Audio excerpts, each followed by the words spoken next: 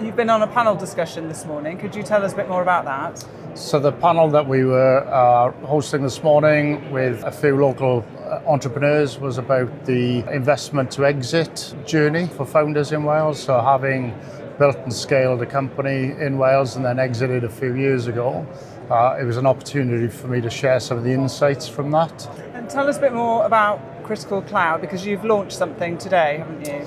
Yeah, very exciting time for Critical Cloud, and we wanted to kind of launch our new AI factory capability at the event here this week.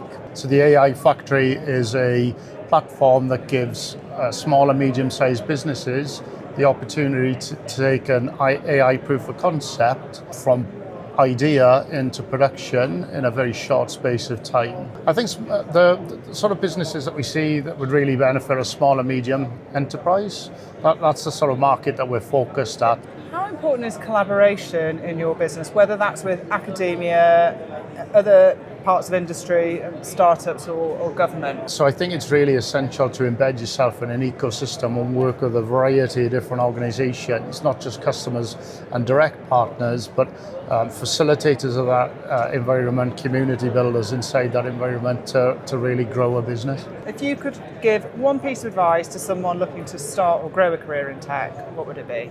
I think the piece of advice that sort of give people coming into the market today is really think about developing a broad range of skills that you're able to demonstrate inside an organization. If you can demonstrate that you've got a passion and some dedication to kind of coming into a workplace and trying to make a difference, that's essential. If an organization's prepared to make that investment in you and you're prepared to give some return, I think you'll have a very successful career in tech.